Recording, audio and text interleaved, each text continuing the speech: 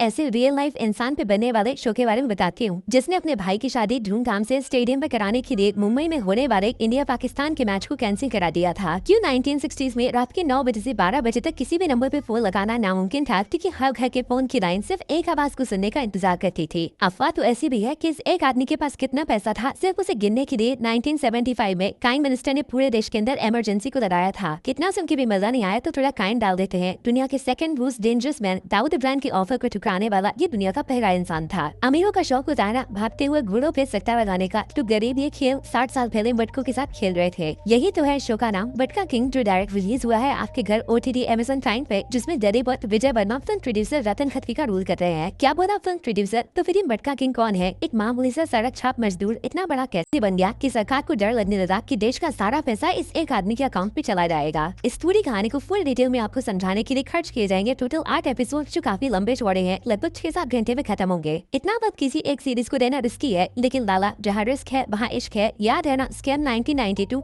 आज तक इंडिया में बनने वाली all time one of the best web series. Same उसी का जुड़वा है ये शो बटका किंग, एक आदमी के मामूली से खास बंदे का सफर, जिसमें दोस्त कम और दुश्मन ज्यादा बनते हैं। लेकिन स्कैम और बटका किंग दोनों का असली जादू छुपा है उसके अमीर बनने के तरीके में। ये शो बहुत डिफरेंट है बटके की वजह से। चवन्नी अखन्नी का बटका किसी इंसान की किस्मत लाखों में कैसे बदल सकता है, वो भी सिर्फ ताश के पत्तों से। जब आप शो देखोगे तो यकीन इंसान होगा ये कहानी रियल कैसे हो सकती है। लेकिन एक एक चीज इतना ज्यादा क्रिएटिविटी और डिटेलिंग में समझाया कि न सिर्फ आप उस गेम को समझोगे बल्कि आपके मन में भी लालच आ जाएगा उसे एक बार खेल देगा। और फिर कैसी ये कहानी दिल्ली की सरकार से होते हुए मुंबई के अंडरवर्ल्ड से कनेक्ट कर जाती है। वहाँ लास्ट के 2-3 एपिसोड्स आपको थ्रिल, ट्रस्ट, सस्पेंस में शॉक कर देंगे। वैसे थोड़ा रंगीन भी है ये शो, पति पति और बू का अंडर, जिसमें कुछ फैमिली के सीन्स ऐसे हैं जो फैमिली के साथ देखना कंफर्टेबल नहीं होगा। बाद में मत बोलना बताया नहीं। देखो साफ बता देती हूँ, स्टार्टिंग के 3 एपिसोड्स में आपको बहुत मजा आएगा, बीच के 3 में ये शो थोड़ा लंबा खींचेगा, पर लास्ट के 2 में 80% कहानी को फटाफट खत्म कर देंगे। इस सीरीज का एक्सपेक्टर है अनप्रेडिक्टेबिलिटी। जिस इंसान को आप स्क्रीन पे देख रहे हो वो हम लोगों के लिए भूत जैसा है, हम उसे नहीं जानते।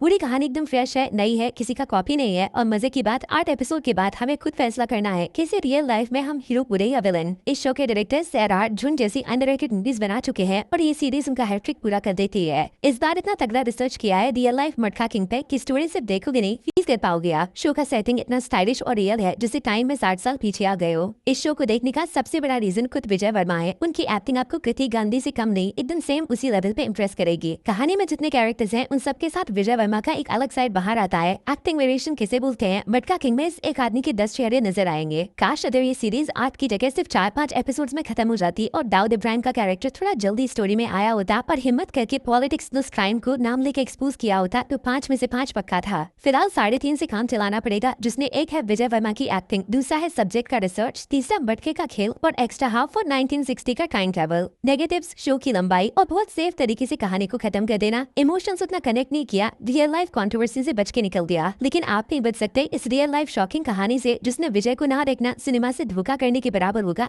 एक बार शुरू तो करो, ये सीरीज आपको खींच लेगी। Take care, bye bye.